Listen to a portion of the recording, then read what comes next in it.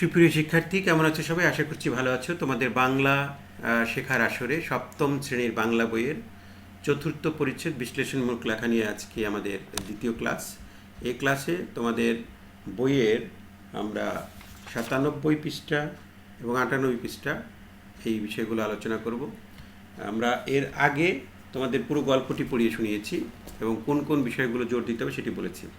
আমরা 98 পৃষ্ঠায় যেটা দেখতে পাচ্ছি, 98 এবং 99 পৃষ্ঠা নিয়ে তোমাদের সাথে আজকে আলোচনা হবে। পড়ে কি বুঝলাম, অর্থাৎ এই গল্পটি যে আমরা পড়েছি, পড়ে আমরা কি বুঝলাম তার জন্য এখানে বেশ কিছু প্রশ্ন দেওয়া হয়েছে। অর্থাৎ তুমি যে গল্পটা পড়ো, পড়ার মূল বিষয় কি? পড়ে তোমাকে বুঝতে হবে। তুমি যদি না বোঝো তাহলে তুমি পড়ে তো আনন্দ পাবে না, মজা পাবে না। সেই জন্য পড়ে কি বুঝলাম এই ধরনের প্রশ্ন তোমাদের এখানে দেওয়া হয়েছে। এবং এর প্রথম যেটি রয়েছে যে এই রচনাটি কোন বিষয় নিয়ে লেখা, তোমরা 98 পৃষ্ঠায় দেখো, প্রথম এই প্রশ্নটি রয়েছে। আমরা কিছু নমুনা উত্তর তোমাদের জন্য তুলে ধরেছি, তবে তুমি নিজের ভাষায় বা নিজে তুমি যেটি বুঝো সেটি তুমি লিখবে। কিন্তু রচনাটি বাঙালি জাতির ইতিহাস, সমাজ ও সংস্কৃতি নিয়ে লেখা রয়েছে। কারণ এখানে আমরা বাঙালি জাতির ইতিহাস দেখেছি, সমাজ সংস্কৃতি, তাদের জীবনযাত্রা, তাদের যে জীবনযাত্রা, তারা বিভিন্ন পোশাক পরিচ্ছদ, খাওয়া দাওয়া, এই যে বিষয়গুলো, আগেরকার দিনের পোশাক পরিচ্ছদ, এই বিষয়গুলো কেমন ছিল এটি কিন্তু আমরা দেখেছি। তারপরে যেটি রয়েছে, এই লেখা থেকে কয়েকটি বিশ্লেষণমূলক বাক্য খুঁজে বের করো। এখানে আমরা কয়েকটি দেখিয়েছি তোমাদের জন্য, 5টি নমুনা হিসেবে দেখিয়েছি। আলো আঁধারের খেলায় অনেক পুরনো কথা ঢাকা পড়েছে, এটি বিশ্লেষণমূলক বাক্য। লোকজন নিজেরাই যুক্তি পরামর্শ করে চাষ করত, কাজ করত, ঘর বাঁধত, দেশ চালাত। কত লোক লস্কর বহাল করা হলো, কত ব্যবস্থা, কত নিয়মকানুন দেখা দিল। মৌর্যগুপ্ত, পাল, সেন, পাঠান, মোগল, কোম্পানি রানী, এদের কাল শেষ হয়েছে।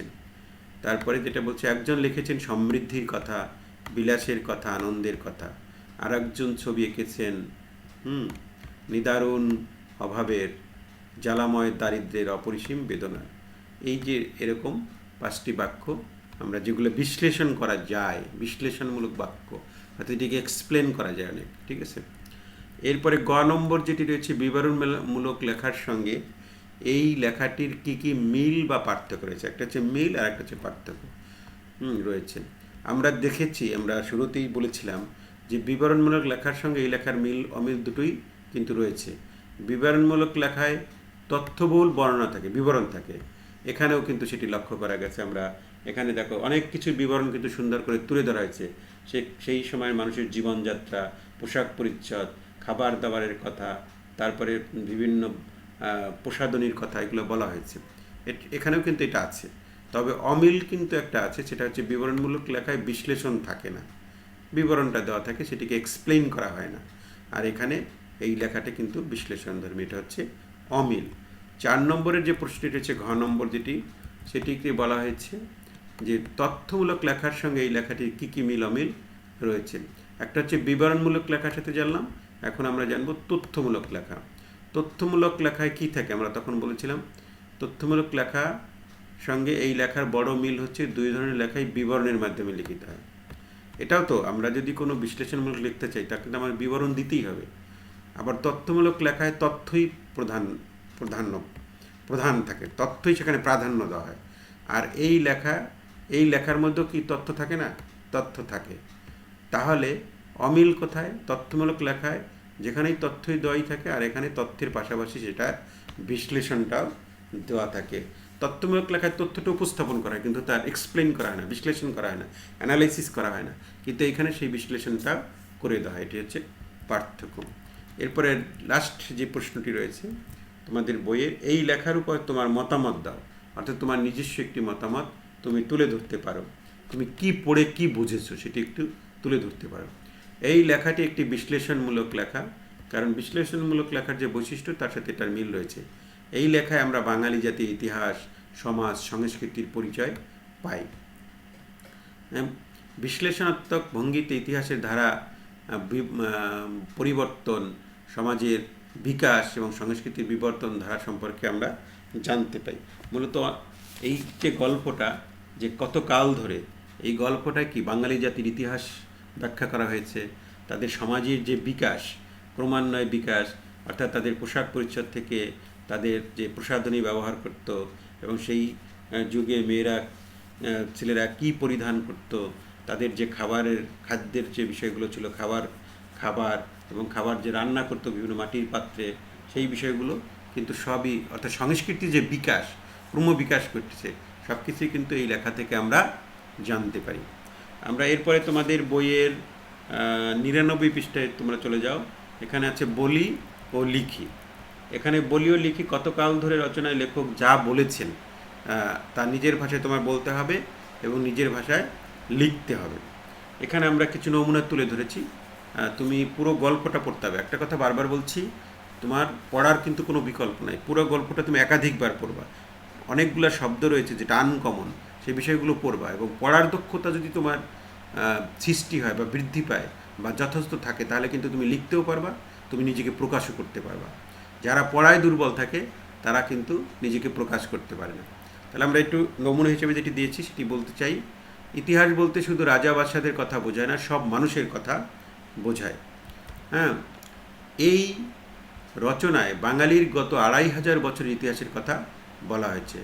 রাজা, মন্ত্রী, সামন্ত, সৈন্য, সকল মানুষের কথা এখানে বলা হয়েছে। কীভাবে দেশের মানুষ দেশ চালাতো, কাজ করতো, ঘর বাঁধতো, কাপড় পরতো, খাওয়া দাওয়া, সব কিছুই কিন্তু এইখানে রয়েছে। বাঙালির প্রায় 2500 বছরের বেশি সময়ের ইতিহাসের অনেক কিছুই আমাদের অজানা, সেইগুলো কিন্তু এখানে তুলে ধরার চেষ্টা করা হয়েছে।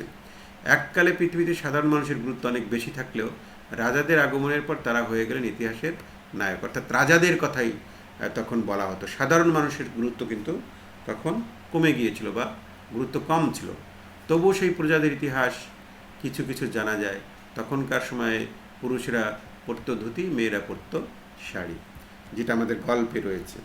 জুতা পরতো শুধু যোদ্ধা বা পাহারাদারেরা, যারা পাহারা দিত বা যুদ্ধ করত।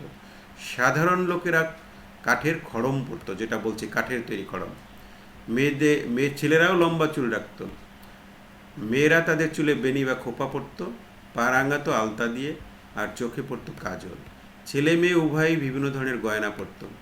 ভালোই তো ছিল সেই সব দিন। তাহলে তখনকার দিনে বাঙালিদের প্রধান খাদ্য ছিল ভাত। ভালো খাবারের মধ্যে ছিল গরম ভাতের সঙ্গে ঘি, পাট শাক আর মৌরলা মাছ। খেতে ইচ্ছে করছে মনে হয় তোমাদের, না? ছেলেরা ছিল শিকার প্রিয়, অর্থাৎ তারা শিকার করত, বিভিন্ন জায়গায় শিকার করতে যেত। আর মেয়েরা সাঁতার দিত, বাগান করতে পছন্দ করত। অর্থাৎ সেই সময়েও যেটা আমরা দেখতে পাই, সেই সময়েও কিন্তু সবাই কিন্তু কাজ করত। যাতায়াতের মাধ্যম ছিল নৌকো, গরুর গাড়ি, ডুলি ও পালকি। তাদের বাড়িগুলো ছিল বাঁশ ও মাটির তৈরি। শুধু ধনী লোকের বাড়ি হতো ইট কাঠের। দেশে রাজার শাসন থাকায় সকলের জীবনযাত্রা একরকম হয়নি। কবি সাহিত্যিকদের বর্ণনায় একই সমাজের ভিন্ন চিত্র ফুটে উঠেছে। আমরা দেখেছি কেউ ভালো কথা বলছে, কেউ আবার নিদারুণ দুঃখের ইতিহাস তুলে ধরেছেন। রাজার শাসন চলে গেলেও একই সমাজে দুই রূপের কথা শুধু প্রাচীনকালেই না, বর্তমানকালের কবি সাহিত্যের রচনাতেও কিন্তু সেটি আমরা দৃশ্যমান হয়ে ওঠে। তাহলে মোটামুটি সংক্ষিপ্ত ভাষায় পুরো বিষয়ের উপর একটি সাম আপ করে বিষয়গুলোকে উপস্থাপন করা হয়েছে।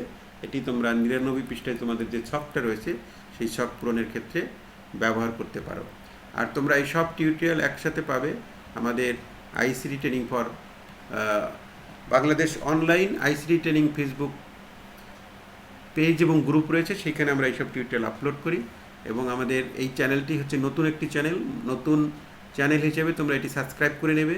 মাধ্যমিক নতুন কারিকুলামের আলোকে মাধ্যমিক পর্যায়ের শিক্ষার্থীদের মানোন্নয়নের গীত আমাদের এইটা ক্ষুদ্র প্রয়াস। আমরা এই চ্যানেল থেকে আমরা দেখেছি অসংখ্য শিক্ষার্থী যেটি সমস্যায় পড়ে তাদের সবগুলো পূরণ করতে পারে না।